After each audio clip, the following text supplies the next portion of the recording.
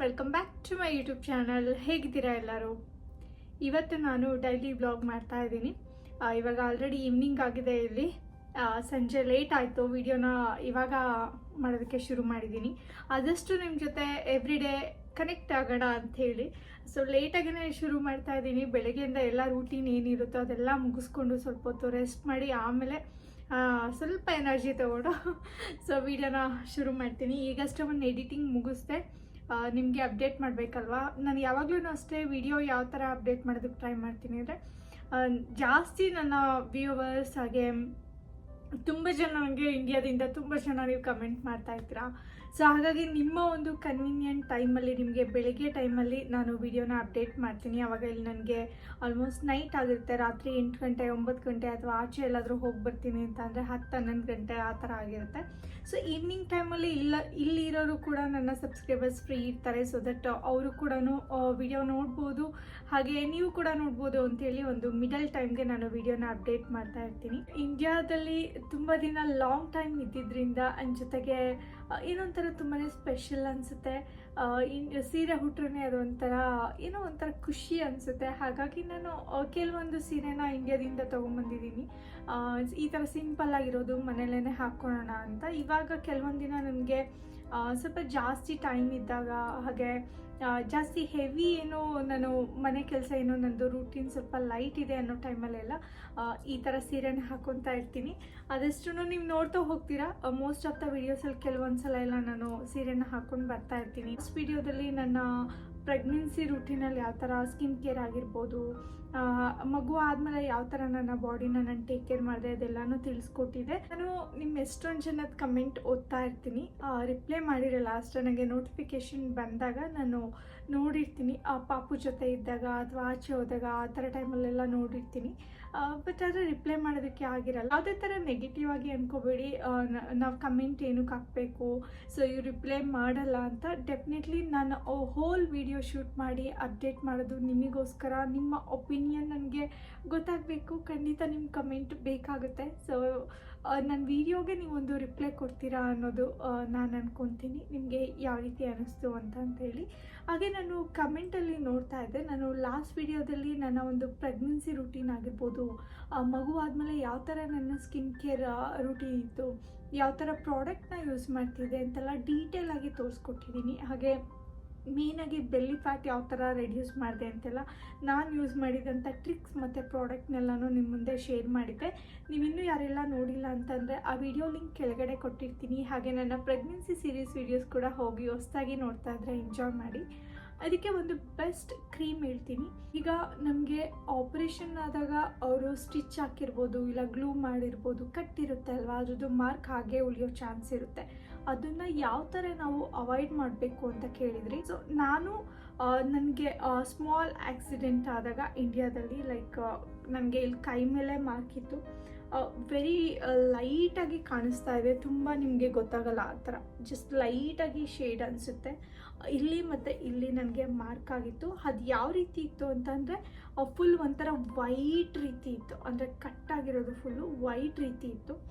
So ಅದನ್ನು ಯಾವ ಥರ ಹೋಗಿಸ್ಕೊಳೋದು ಅಂತಲೇ ಗೊತ್ತಾಗ್ತಾ ಇರಲಿಲ್ಲ. ಆವಾಗ ನಾನು ಇಂಡಿಯಾದಲ್ಲಿದ್ದಾಗ ಈ ಒಂದು ಕ್ರೀಮ್ನ ಫಿಗರ್ ಔಟ್ ಮಾಡಿದ್ದೆ. ಎಷ್ಟೊಂದು ಜನಕ್ಕೆ ಗೊತ್ತಿರುತ್ತೆ ಅನಿಸುತ್ತೆ. ಇದು ಮೆಡರ್ಮಾ ಅಂತ ಕ್ರೀಮ್. ನಿಮಗೆ ಎಲ್ಲ ಮೆಡಿಕಲ್ ಶಾಪಲ್ಲೂ ಸಿಗುತ್ತೆ. ಇದ್ದು ಪಿಕ್ ತೊಗೊಳ್ಳಿ, ಇಲ್ಲ ನೀವು ಮೆಡರ್ಮಾ ಅಂತ ಕೇಳಿದ್ರು ಕೂಡ ಕೊಡ್ತಾರೆ. ಇದು ಹೇಗೆ ಅಂತಂದರೆ ನಮ್ಮ ಸ್ಕಿನ್ ಕೇರ್ ಮಾಡ್ಕೊಳ್ಳೋದಕ್ಕೆ, ಹಾಗೆ ಸ್ಕ್ರ್ಯಾಚಸ್ನೆಲ್ಲ ಇದು ಕಲೆ ಏನಾದರೂ ಇದ್ರೂ ಹೋಗಿಸುತ್ತೆ. ಇದನ್ನು ನಾನು ನನಗೆ ಆಕ್ಸಿಡೆಂಟ್ ಆದಾಗ ಆಲ್ರೆಡಿ ವೈಟ್ ಇತ್ತು, ಅದು ಗಾಯ ಸ್ವಲ್ಪ ಕ್ಯೂರ್ ಆಗಿ ಮೇಲ್ಗಡೆದೆಲ್ಲ ಪೀಲ್ ಆಗಿಬಿಟ್ಟು ಮಾರ್ಕ್ ಉಳಿದಿತ್ತು. ಸೊ ಅದು ಫುಲ್ ಕ್ಯೂರ್ ಆದಮೇಲೆ ಇದನ್ನು ನಾನು ಯೂಸ್ ಮಾಡೋದಕ್ಕೆ ಶುರು ಮಾಡಿದ್ದು. ಮಾರ್ನಿಂಗ್ ಹಚ್ಚುತ್ತಾ ಇದ್ದೆ, ಆಫ್ಟರ್ನೂನ್ ಹಚ್ಚುತ್ತಾ ಇದ್ದೆ, ಈವ್ನಿಂಗ್ ನೈಟ್ ಟೈಮಲ್ಲಿ ಹಚ್ಚುತ್ತಾ ಇದ್ದೆ. ಇದು ಫುಲ್ ಜಸ್ಟ್ ಟ್ರಾನ್ಸ್ಪರೆಂಟ್ ಜೆಲ್ ಥರ ಇರುತ್ತೆ. ಸ್ವಲ್ಪ ತೊಗೊಂಡ್ಬಿಟ್ಟು ನೀವು ಈ ಥರ ಸ್ವಲ್ಪ ಅಷ್ಟು ತೊಗೊಂಡು ಈ ಥರ ಹಚ್ಚಿದ್ರೆ ಸಾಕು. ನಿಮಗೆ ಒಂಥರ ಪ್ಯೂರ್ ವಾಟರ್ ಜೆಲ್ ಥರ ಅನಿಸುತ್ತೆ. ಸೊ ಈ ಥರ ಹಚ್ಚುತ್ತಾ ಇರಬೇಕು. ಸೇಮ್ ಇದೇ ಕ್ರೀಮ್ನ ನೀವು ನಿಮಗೆ ಎಲ್ಲಿ ಆಪ್ರೇಷನ್ ಆಗಿದೆ ಅದು ಮಾರ್ಕ್ ಇದ್ದರೆ ಅಥವಾ ಹಳೆ ಮಾರ್ಕ್ ಇದ್ದರೂ ಕೂಡ ರೆಗ್ಯುಲರಾಗಿ ಹಚ್ಚಿ. ಅಟ್ಲೀಸ್ಟ್ ನಿಮಗೆ ಸಡನ್ನಾಗಿ ಸಿಗಲ್ಲ, ಇದು ತುಂಬ ಕ್ವಿಕ್ಕಾಗಿ ಸಿಗಲ್ಲ ನಿಮಗೆ. ಅಟ್ಲೀಸ್ಟ್ ನಿಮಗೊಂದು 7ರಿಂದ 8 ತಿಂಗಳು, 1 ವರ್ಷ ಟೈಮ್ ತೊಗೋಬೋದು. ನಿಧಾನಕ್ಕೆ ನೀವು ಹಚ್ತಾ ಇದ್ದರೆ ಸೊ ನಿಮಗೆ ಗೊತ್ತಿಲ್ಲದಾಗೆ ಕ್ರಮೇಣ ಕಮ್ಮಿ ಆಗಿಬಿಡುತ್ತೆ. ಇವಾಗ ಎಷ್ಟೊಂದು ಎಲ್ಲ ಫುಲ್ ಟೆಕ್ನಾಲಜಿ ತುಂಬಾ ಇಂಪ್ರೂವ್ ಆಗಿದೆ. ಲೇಸರ್ ಟ್ರೀಟ್ಮೆಂಟ್ ಎಲ್ಲ ಬಂದಿದೆ. ಸ್ಟ್ರೆಚ್ ಮಾರ್ಕ್ಸ್ ಆಗಿರ್ಬೋದು, ಹಾಗೆ ಈ ಥರ ಸ್ಕಾರ್ಸ್ ಇದ್ರೆ ಅದೆಲ್ಲ ರಿಮೂವ್ ಮಾಡೋದೆಲ್ಲನೂ ಇದೆ. ಬಟ್ ಇದು ಸೇಫೆಸ್ಟ್ ಪ್ಲೇ ಅಂತ ಹೇಳ್ತೀನಿ. ನೀವೇನೋ ಆ ಥರ ಎಲ್ಲ ಗೋತ್ರೂ ಆಗದೆ. ಇದು ಒಂದು ಐ ಥಿಂಕ್ ಇದ್ರದ್ದು ಪ್ರೈಸ್ ಬಂದು 400 ರೂಪಾಯಿ ಏನೋ ಇದೆ ಒಂದು ಟ್ಯೂಬ್. ನಾನು ಅವಾಗ ತೊಗೊಂಡಾಗ ಇಂಡಿಯಾದಲ್ಲಿ ಇದು ಒಂದು 270, 200 ಆ ಥರ ಇತ್ತು ಅನ್ಸುತ್ತೆ. ಇವಾಗ ಪ್ರೈಸು ಜಾಸ್ತಿ ಆಗಿದೆ ಅನ್ಸುತ್ತೆ. ಬಾಪುಟ ಚಕ್ಕಾಗಿ ಪ್ರಿಷಾ ಹಾಕಿ ಹಾಯ್ ಹಾಯ್ ಮಾಡು ಪ್ರಿಷಾ. ಏನಿದು ನೀರೆಲ್ಲ ಚೆಲ್ಕೊಂಡ್ಬಂದ್ಬಿಟ್ಟಿದೀಯಾ ಪುಟ್ಟ? ಬಾ ಅಗ್ಗಿ. ಅಗ್ಗಿ ಮಾಡಮ್ಮ. ಅಮ್ಮ ಚೆನ್ನಾಗಿ ಕಾಣ್ತಿದಾರ ಸೀರೆಯಲ್ಲಿ ಪ್ರಿಷಾ? ಅಮ್ಮ ಚೆನ್ನಾಗಿ ಕಾಣ್ತಿದಾರ ಸೀರೆಯಲ್ಲಿ. ಏನು ಮಾಡಬೇಕಪ್ಪ?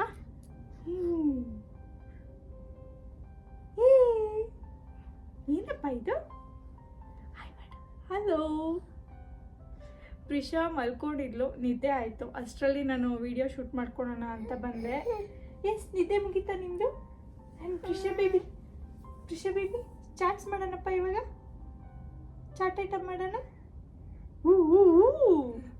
Prisha personally spicy girl, spicy like ಮಾಡ್ತಾಳೆ. ಸ್ಪೈಸಿ ಫುಡ್ ಇಷ್ಟ ಅಲ್ವಾ? ಮಾಡೋಣ ಹೋಗಿ ಪುಟ್ಟ.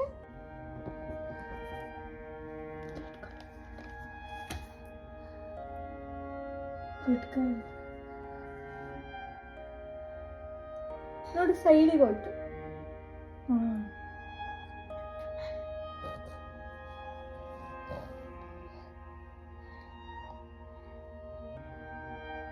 ಪ್ರಿಷಾ ಏನದು? ಏನಪ್ಪ ಅದು? ಪ್ರಿಷಾದು ಬರ್ತ್ಡೇಗೆ ಕೊಟ್ಟಂತ ರಿಟರ್ನ್ ಗಿಫ್ಟ್ ಅದು. ಸೊ ಅವಳಿಗೂ ಕೂಡ ಒಂದು ಎತ್ತಿಟ್ಟಿದ್ದೆ. ನಿಂದೆ ಅದು. ಪಿಗ್ಗಿ ಬ್ಯಾಂಕ್ ಎಲ್ಲಪ್ಪ? ಪಿಗ್ಗಿ ಬ್ಯಾಂಕಲ್ಲಿ ಹಂಗ ಪ್ರೆಸ್ ಮಾಡೋದದು. ತೋರ್ಸಪ್ಪ ಹೆಂಗೆ ಅಂತ. ತೋರ್ಸು, ಅಮ್ಮಂಗೆ ಗೊತ್ತಿಲ್ಲ ಹೆಂಗೆ ಮಾಡೋದು. ತೋರ್ಸು.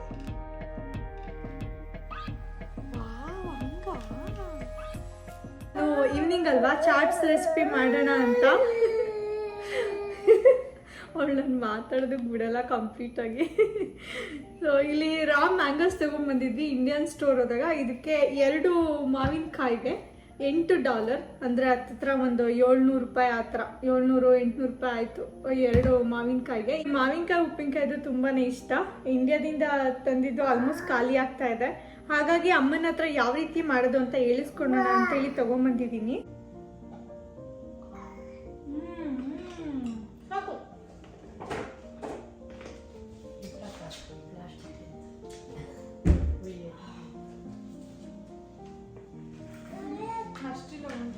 ಸಾಕು, ಇಲ್ಲಿ ಬೇಡ, ಸಾಕಪ್ಪ, ಇಲ್ಲಿಡಪ್ಪ. ಉಪ್ಪು ಹಾಕ್ಬಿಟ್ಟು ಜಸ್ಟ್ ನೀರೇನು ಹಾಕ್ಬಾರ್ದು, ಬರೀ ಉಪ್ಪು ಹಾಕಿಟ್ಟು ಕಾಯಿಸಿಡ್ಬೇಕಂತೆ. ಅದೇ ನೀರಿನ ಅಂಶ ಬಿಟ್ಕೊಡುತ್ತೆ. ನಾಳೆ ಬಿಸಿಲಿಗೆ ಒಣಾಕ್ಬೇಕು ಅಂತ ಹೇಳ್ತಿದ್ರು ಅಮ್ಮ.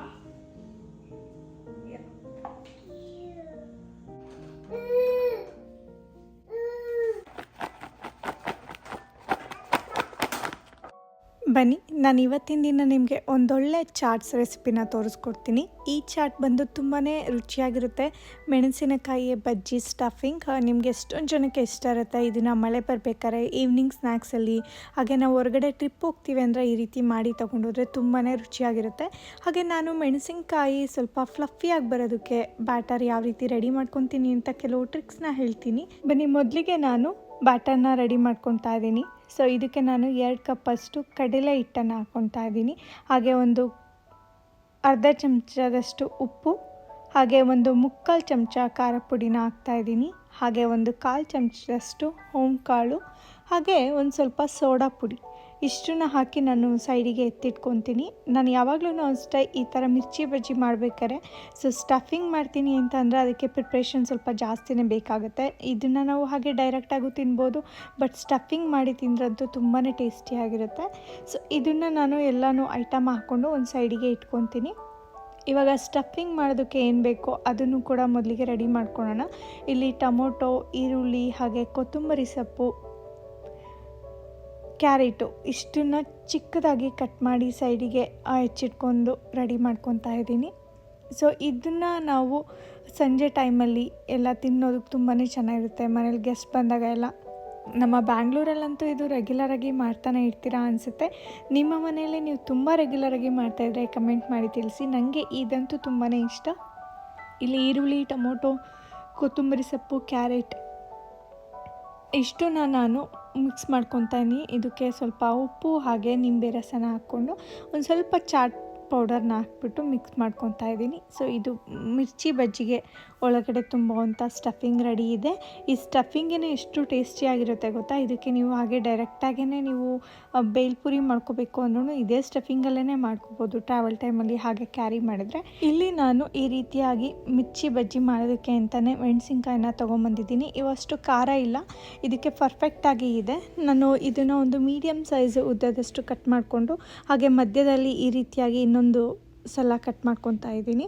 ಸೊ ದಟ್ ನಾವು ಸ್ಟಫಿಂಗ್ ಮಾಡೋದಕ್ಕೆ ಹಾಗೆ ಮೆಣಸಿನ್ಕಾಯಿ ಚೆನ್ನಾಗಿ ಬೇಯೋದಕ್ಕೆ ಹೆಲ್ಪ್ ಆಗುತ್ತೆ. ಹಾಗೆ ಸ್ಪೈಸಿ ಏನೂ ಇರೋದಿಲ್ಲ, ತಿನ್ನೋದಕ್ಕೂ ತುಂಬ ಚೆನ್ನಾಗಿರುತ್ತೆ. ಇವಾಗ ಏನೆಲ್ಲ ಬೇಕೋ ಎಲ್ಲ ರೆಡಿ ಮಾಡ್ಕೊಂಡಿದ್ದಾಯಿತು. ಫೈನಲಾಗಿ ನಾನು ಇವಾಗ ಏನು ಬ್ಯಾಟರ್ ರೆಡಿ ಮಾಡೋದಕ್ಕೆ ಮಿಕ್ಸಿಗೆ ಇಟ್ಟಿದ್ದೆ ಅದನ್ನು ಸ್ವಲ್ಪನೇ ನೀರು ಹಾಕ್ಕೊಂಡು ಚೆನ್ನಾಗಿ ಕಾಲ್ಸ್ಕೊತೀನಿ. ಇದನ್ನು ನೀವು ಒಂದೇ ಸಲ ನೀರು ಹಾಕ್ಕೋಬೇಡಿ, ಒಂದು ಸ್ವಲ್ಪ ವಾಮ್ ವಾಟರ್ ತಗೊಳ್ಳಿ, ತಣ್ಣೀರಲ್ಲಿ ಕಾಲಿಸ್ಬೇಡಿ, ತುಂಬ ಕೋಲ್ಡ್ ಇರೋ ವಾಟರಲ್ಲಿ ಕಾಲಿಸೋದಕ್ಕೆ ಹೋಗಬೇಡಿ. ವಾಮ್ ಆಗಿರೋ ವಾಟರ್ನ ಸ್ವಲ್ಪನೇ ಹಾಕ್ಕೊಂಡು ಈ ರೀತಿ ಮಿಕ್ಸ್ ಮಾಡ್ಕೊಳ್ಳಿ. ಇದರಲ್ಲಿ ಯಾವುದೇ ಥರ ಗಂಟುಗಳಿರಬಾರ್ದು, ಆ ರೀತಿಯಾಗಿ ನಾವು ಚೆನ್ನಾಗಿ ಮಿಕ್ಸ್ ಮಾಡ್ಕೋಬೇಕು. ನಿಮಗೆ ಮೆಣಸಿನಕಾಯಿ ಬಜ್ಜಿ ತುಂಬ ಫ್ಲಫಿಯಾಗಿ ತುಂಬ ದಪ್ಪ ಆಗಿ ಚೆನ್ನಾಗಿ ಬರಬೇಕು ಸ್ಮೂತಾಗಿ ಅಂತಂದರೆ ಲಾಸ್ಟಲ್ಲಿ ಇದಕ್ಕೆ 1 ಟೇಬಲ್ ಸ್ಪೂನಷ್ಟು ಕುಕ್ಕಿಂಗ್ ಆಯಿಲ್ನ ಹಾಕಿ ಅಡುಗೆ ಎಣ್ಣೆನ ಹಾಕಿಬಿಟ್ಟು ಚೆನ್ನಾಗಿ ಮಿಕ್ಸ್ ಮಾಡಿಬಿಟ್ಟು ಒಂದು 3ರಿಂದ 4 ನಿಮಿಷ ಇದನ್ನು ಸೈಡಿಗೆ ಎತ್ತಿಡಿ. ಆವಾಗ ಬ್ಯಾಟರ್ ತುಂಬ ಚೆನ್ನಾಗಿ ಹದವಾಗಿರುತ್ತೆ ಹಾಗೆ ಫ್ಲಫಿಯಾಗಿ ಬರುತ್ತೆ. ಇಲ್ಲಿ ನಾನು ಒಂದು ಪ್ಯಾನ್ಗೆ ಇಲ್ಲಿ ಅಡುಗೆ ಎಣ್ಣೆನ ಹಾಕ್ಕೊತಾ ಇದ್ದೀನಿ. ಸೊ ಇದನ್ನು ಒಂದು ಮೀಡಿಯಮ್ ಫ್ಲೇಮಲ್ಲಿ ಇಟ್ಕೊಂಡು ಬಿಸಿ ಮಾಡ್ಕೊಳ್ಳೋಣ.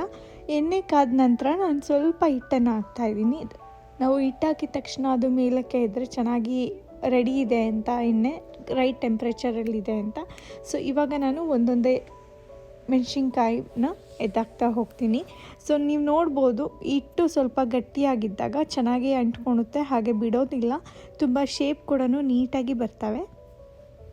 ಗ್ಯಾಸ್ ಉರಿ ಕೂಡ ಅಷ್ಟೇ ಒಂದು ಮೀಡಿಯಮ್ ಫ್ಲೇಮಲ್ಲಿ ಇಟ್ಟೇನೆ ಇದನ್ನು ಚೆನ್ನಾಗಿ ಬೇಯಿಸ್ಕೊಳ್ಳಿ. ಹಾಗೆ ಇದು ಫ್ಲಫಿಯಾಗಿ ಬರಬೇಕು ಅಂತಂದರೆ ತುಂಬ ಜಾಸ್ತಿ ಫ್ರೈ ಮಾಡೋದಕ್ಕೆ ಹೋಗ್ಬಿಡಿ, ಆವಾಗ ಹಿಟ್ಟು ಗಟ್ಟಿ ಆಗ್ತಾ ಹೋಗುತ್ತೆ. ಅದು ಎಷ್ಟು ಬೆಂದಿರುತ್ತೋ ಅಷ್ಟೇ ಒಂದು ಲೈಟ್ ಗೋಲ್ಡನ್ ಬ್ರೌನ್ ಆದರೆ ಸಾಕು, ಅವಾಗೇ ತೆಗೆದುಬಿಡಿ. ಸೊ ನಾವು ಅದನ್ನು ಆಚೆ ತೆಗೆದಾಗ ಸ್ವಲ್ಪ ಹೊತ್ತಲ್ಲೇ ಅದು ಫುಲ್ ಗೋಲ್ಡನ್ ಬ್ರೌನ್ ಕಲರ್ ಆಗಿ ಇರುತ್ತೆ. ಸೊ ಆ ಒಂದು ಅದಕ್ಕೆ ನಾವು ಇದನ್ನು ಮಾಡ್ಕೋಬೇಕು. ಹಾಗೆ ಮೆಣಸಿನ್ಕಾಯಿ ಕೂಡ ಅಷ್ಟೇ, ಇಷ್ಟು ಚೆನ್ನಾಗಿ ಖಾರ ಇಲ್ಲದೆ ಇರೋದನ್ನ ಹುಡ್ಕೊಂಡು ತೊಗೊಂಡು ಬಂದಿದ್ದೀವಿ. ಅದನ್ನು ಚೆನ್ನಾಗಿ ತಿನ್ಕೋಬೇಕು ಅಂತಂದರೆ ಒಳಗಡೆ ಕೂಡ ಚೆನ್ನಾಗಿ ಫ್ರೈ ಮಾಡಿ. ಸೊ ಈ ರೀತಿಯಾಗಿ ಉಲ್ಟಾ ಮಾಡ್ತಾ ಸ್ವಲ್ಪ ಒಳಗೆ ಕೂಡ ಚೆನ್ನಾಗಿ ಬೇಯಿಸ್ಕೊಂಡ್ರೆ ತುಂಬ ರುಚಿಯಾಗಿರುತ್ತೆ. ಹಾಗೆ ನಾವು ಸ್ಟಫಿಂಗ್ನ ತುಂಬಿದಾಗ ಕೂಡ ಅಷ್ಟೇ, ಅದು ಖಾರ ಇದ್ದರೂ ಕೂಡ ಸ್ವಲ್ಪ ಮಸಾಲ ಎಲ್ಲ ಇರೋದ್ರಿಂದ ನಿಮಗೆ ಖಾರ ಕೂಡ ಅಷ್ಟು ಅನಿಸೋದಿಲ್ಲ. ಸೊ ನೋಡಿ ಈ ರೀತಿಯಾಗಿ ಲೈಟ್ ಗೋಲ್ಡನ್ ಬ್ರೌನ್ ಕಲರ್ ಆದರೆ ಸಾಕು. ಸೊ ಇದಾದ ನಂತರ ಇದನ್ನು ತೆಗೆದುಬಿಡೋಣ ಒನ್ ಬೈ ಒನ್.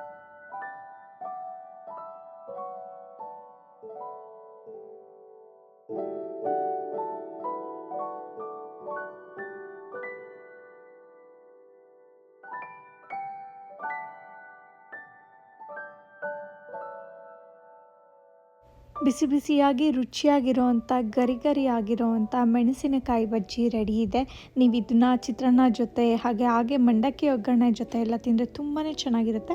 ಬಟ್ ಇದಕ್ಕೆ ಇನ್ನೂ ಯಮ್ಮಿಯಾಗಿ ಮಾಡ್ಕೋಬೇಕು, ಇನ್ನೂ ತುಂಬ ಟೇಸ್ಟಿಯಾಗಿರಬೇಕು ಅಂತಂದರೆ ನಾನು ಮಾಡಿರೋವಂಥ ಸ್ಟಫಿಂಗ್ ಕೂಡ ತುಂಬ್ತಾ ಇದ್ದೀನಿ. ಒಮ್ಮೆ ಈ ರೀತಿ ಮಾಡಿ ನೀವು ಮನೆಯಲ್ಲಿ ಟ್ರೈ ಮಾಡಿ ಹೇಗೆ ಅನ್ನಿಸ್ತು ಅಂತ ನನಗೆ ಕಮೆಂಟ್ ಬಾಕ್ಸಲ್ಲಿ ತಿಳಿಸಿ. ನೀವು ಮೆಣಸಿನ್ಕಾಯಿ ಬಜ್ಜಿನ ಬಿಸಿ ಬಿಸಿ ಇರಬೇಕಾದ್ರೆ ಈ ರೀತಿ ಸ್ಟಫ್ ಮಾಡಿಕೊಂಡು ಒಂದ್ಸಲ ತಿನ್ನೋಡಿ, ತುಂಬಾ ಚೆನ್ನಾಗಿರುತ್ತೆ. ನಾನಂತೂ ಈ ರೆಸಿಪಿನ ನಿಮಗೆ ತೋರಿಸಿ ತುಂಬಾ ಎಂಜಾಯ್ ಮಾಡಿದ್ದೀನಿ. ನೀವೆಲ್ಲರಿಗೂ ಇಷ್ಟ ಆಯಿತು ಅಂದ್ಕೊತೀನಿ.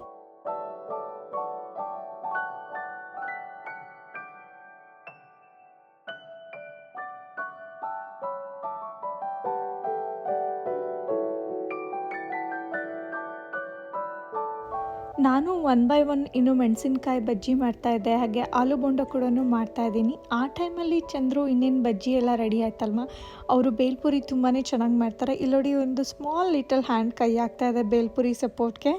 ಪ್ರಿಷಾ ಕೂಡ ಅವ್ರ ಡ್ಯಾಡಿಗೆ ಹೆಲ್ಪ್ ಮಾಡ್ತಾ ಇದ್ದಾಳೆ ತಿನ್ನೋದ್ರ ಮುಖಾಂತರ. ಸೊ ಇಲ್ಲಿ ಚಂದು ಮಾಡೋ ಮೆಥಡೇ ಬೇರೆ ಥರ ಇರುತ್ತೆ. ಅವ್ರು ತುಂಬ ಟೇಸ್ಟಿಯಾಗಿ ಮಾಡ್ತಾರೆ, ಏನೋ ಮನೆ ಮಸಾಲ ಎಲ್ಲನೂ ಹಾಕಿಬಿಟ್ಟು ಮಾಡ್ತಾರೆ. ಹಾಗಾಗಿ ಬೇಲ್ಪುರಿನ ನಾನು ಚಂದುಗೆ ಹ್ಯಾಂಡ್ ಓವರ್ ಮಾಡ್ತೀನಿ. ಹಾಗೆ ಏನೆಲ್ಲ ಬೇಕೋ ಅದಕ್ಕೆಲ್ಲ ರೆಡಿ ಮಾಡಿಟ್ಟಿದ್ದೆ. ಹಸಿಮೆಣ್ಸಿನ್ಕಾಯಿ, ಈರುಳ್ಳಿ, ಟೊಮೊಟೊ, ಕ್ಯಾರೆಟು, ಕೊತ್ತಂಬರಿ ಸೊಪ್ಪು, ನಿಂಬೆಹಣ್ಣು, ಹಾಗೆ ಅವ್ರಿಗೆ ಏನೆಲ್ಲ ಮಿಕ್ಸ್ ಮಾಡೋದಕ್ಕೆ ಬೇಕೋ ಎಲ್ಲ ಐಟಮ್ನ ರೆಡಿ ಮಾಡಿ ಪ್ರೆಪ್ ಮಾಡಿಟ್ಟಿದ್ದೆ. ಸೊ ಹಾಗಾಗಿ ಬೇಗನೆ ಆಯಿತು. ಈ ಕಡೆ ಒಂದು ಕಡೆ ಮಿರ್ಚಿ ಬಜ್ಜಿ ರೆಡಿ ಆಯಿತು, ಇನ್ನೊಂದು ಕಡೆ ಸ್ಟಫಿಂಗ್ ರೆಡಿ ಆಯಿತು. ಹಾಗೆ ನಾವು ಕೂಡ ಆಲ್ರೆಡಿ ಇದನ್ನು ಮಾಡ್ತಾ ಎಷ್ಟೊತ್ತಿಗೆ ತಿಂತೀವಪ್ಪ ಅಂತ ಅನ್ನಿಸ್ತಾ ಇತ್ತು. ಸೊ ಈವ್ನಿಂಗ್ ಅಂತೂ ವಂಡರ್ಫುಲ್ ಆಗಿತ್ತು. ಈ ಒಂದು ದಿನ ತುಂಬಾ ಎಂಜಾಯ್ ಮಾಡಿದ್ದೀನಿ. ನಿಮ್ಮೆಲ್ಲರಿಗೂ ಇಷ್ಟ ಆಯಿತು ಅಂದ್ಕೊತೀನಿ. ಹಾಗೆ ಈ ಒಂದು ಬೇಲ್ಪುರಿಲಿ ಸ್ಪೆಷಲ್ ಅಂತ ಅಂದರೆ ಚಂದು ಬಳಸೋದು 100% ಅವಕಾಡೋ ಆಯಿಲ್ನ ಯೂಸ್ ಮಾಡ್ತಾರೆ. ಹಾಗೆ ಕೆಲವೊಂದು ಡಿಫ್ರೆಂಟ್ ಆಗಿರೋ ಖಾರ ಬೂಂದಿ, ಹಾಗೆ ಸೇವ್, ಎಲ್ಲ ಥರದ್ದು ಒಂದು 3-4 ಥರ ಬೂಂದಿ ಹಾಕಿಬಿಟ್ಟು ಕೂಡ ಮಿಕ್ಸ್ ಮಾಡಿ ಕೊಡ್ತಾರೆ. ತುಂಬ ರುಚಿಯಾಗಿರುತ್ತೆ. ಸೊ ಫೈನಲಿ ಎಮ್ಮಿ ಚಾಟ್ಸ್ ಪ್ಲೇಟ್ ರೆಡಿ. ಬ್ಯಾಂಗ್ಳೂರಲ್ಲಿದ್ದರೆ ಟಕ್ ಅಂತ ಹೋಗಿ ಕೆಳಗಡೆ ತಿನ್ಕೊಂಡು ಬಂದುಬಿಡ್ತಿದ್ವಿ. ಇಷ್ಟೊಂದು ಎಫರ್ಟ್ ಹಾಕಿ ಮಾಡ್ತಾನೆ ಇರಲಿಲ್ಲ. ಸೊ US ಬಂದರೆ ನೋಡಿ ಏನೆಲ್ಲ ಕಲಿಬೇಕಾಗುತ್ತೆ. ಹಾಗೆ ಏನೇ ತಿನ್ನಬೇಕು ಅಂದ್ರೂ ನಾವೇ ಕ್ವಿಕ್ಕಾಗೇ ಮಾಡ್ಕೋಬೇಕು. ಅದಂತೂ ಖಂಡಿತ ಒಂದು ಲರ್ನಿಂಗ್ ಪಾಯಿಂಟ್.